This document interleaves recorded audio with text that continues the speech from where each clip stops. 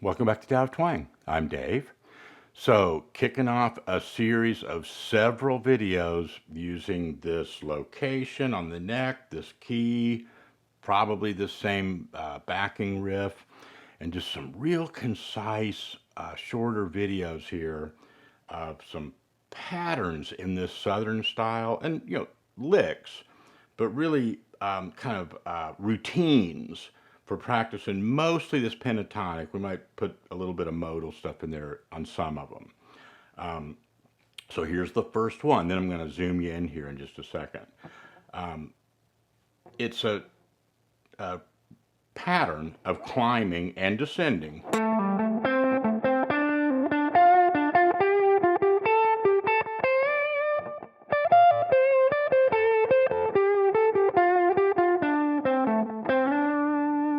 Okay, and I demonstrated it there briefly, just in a little bit more of the context of a jam. But let me zoom you in here, and then I really want to talk about the dynamics of these licks too, and these patterns. I've noticed that there's a lot of patterns being taught, and a lot of the information is very similar in this style, online, on YouTube. One thing that I don't hear getting mentioned, I think as often as maybe it needs to be, is the dynamic aspect and the accenting of it and kind of and so we're really going to try to focus on that. So even if you're familiar with some of these moves and patterns and things, perhaps there's still something, here for you to kind of dig a little deeper into how expressive we're being with those things. And for those of you that are just kind of learning pentatonic and really starting off with the Southern rock jam style stuff, go at your own speed, and some of the demonstrations might be a little faster than you need to be practicing, but you can make those adjustments in your own way.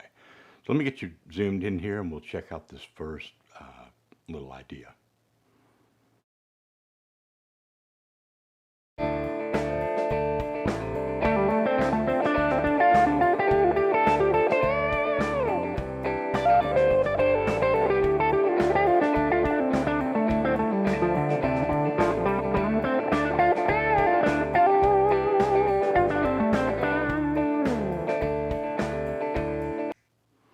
All right, got us moved in here. So this first lick in this series, the idea is I'm just going to do it slowly, and then, talk about this dynamic aspect of it. And like I said, the track, it just kind of lends itself to these kinds of licks, and it gives you the I think the right kind of context for how they're usually used and how you can really get into that synergistic feel of the climbing and the descending. Another thing I want to really emphasize here is the descending versions of these things, which sometimes we kind of kick to the curb because we just like the way it goes, climbing up or whatever. And some of them work better climbing up than they do going down, but I'll try to present most of this in ways that you can practice it going up and down. So here's the basic idea. We're in this minor pentatonic shape here for D. Okay, so we're starting with actually it could be a pull off, or picked, but it's a back and forth. Okay, so it's you could start it down here to do the full pattern, but let's start it right here, just so we get that nice 2-fret span for these first 3 strings. Kind of a real nice setup for you. So we're going to go.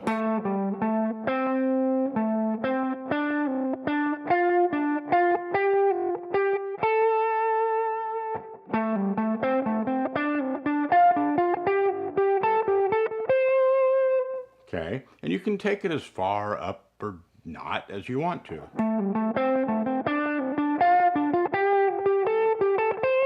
Now, here that time there was something different about it, right? Sometimes this can throw you off when you're looking at tab and stuff. You're like,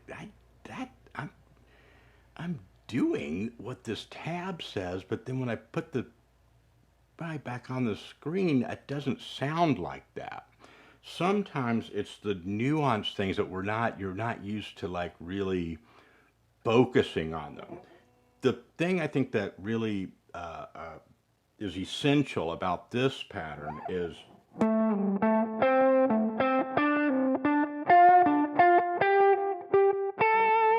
that leaning and accenting and making a different kind of dynamic, and there's almost a timing difference.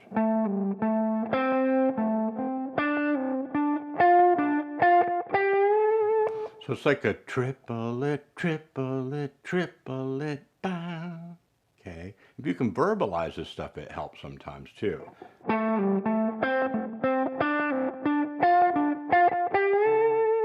You know, or you know, emphasize the movement of your body or something with it.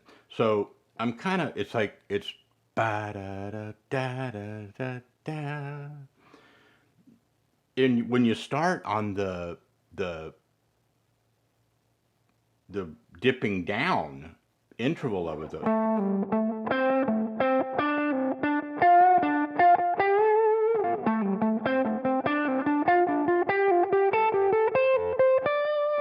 okay, so you get that kind of whipping post, you know, kind of feel to it. And you can really play around with that once you get it going and exaggerate that accented aspect of it.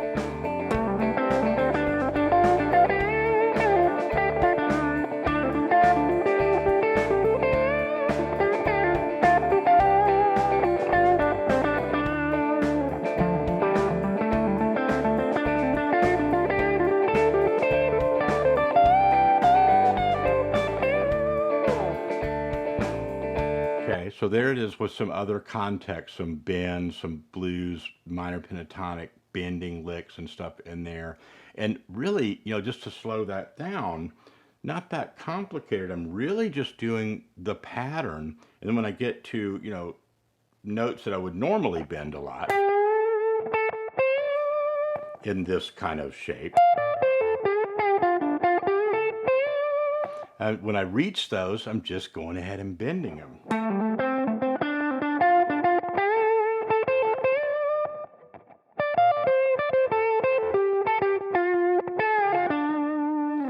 Okay, so there I started the downward version of it. Now, if we did a move dipping down 1 degree and back up,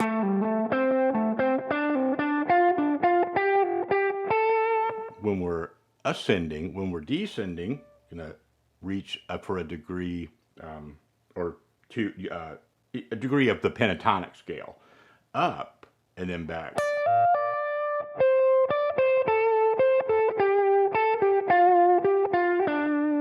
Now, here's another way you can really emphasize, slow it down, and really get with this dynamic aspect of this, is put the vibrato on the accented one.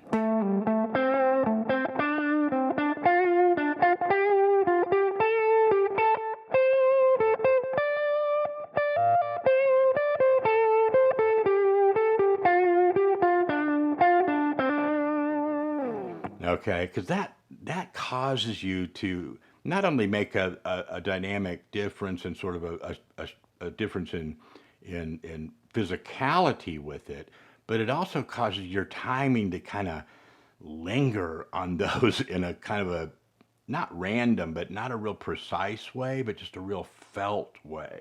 And that's cool. Another thing you can do is split your time. You don't have to play in 8ths and 16ths. You can go.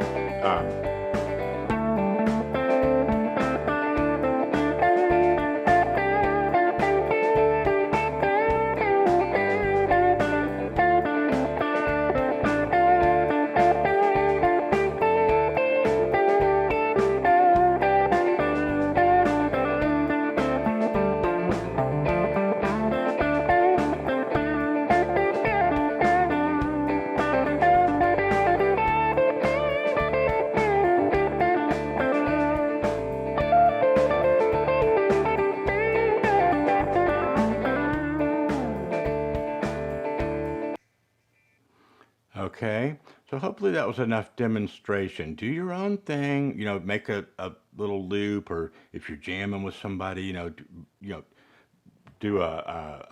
the chords on this are D with no third. That's why you can kind of use a minor or major deal with it. My bass line on this backing track is clearly like a minor pentatonic sound, but I'm just going.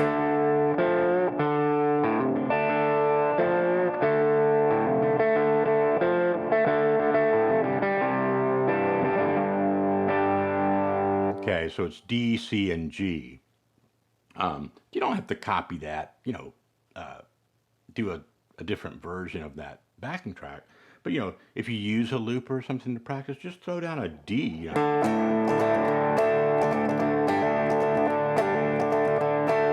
then make it whatever speed you want.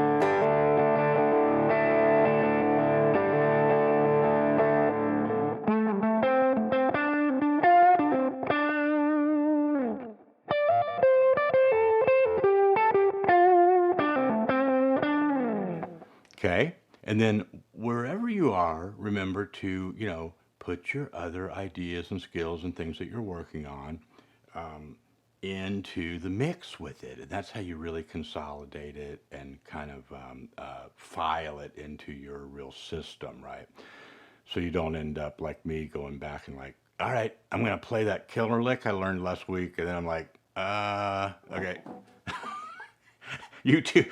Where is the guy? I can't find him. Panic. Okay. Oh no, got 500 videos and I can't find that one. you know. So it's really fun. There's so much killer playing and information on this in this environment. So a lot of it overlaps. I was talking to somebody in the comments the other day about this. So I try to, just look for something that's maybe not being featured about it, and present it in a slightly different manner or something. So look around and find the channels that really make sense to you, and keep on building and growing. All right, be looking out for these. We're going to do several of these lessons in this style, and featuring just a real concise idea like that. All right, talk to you soon.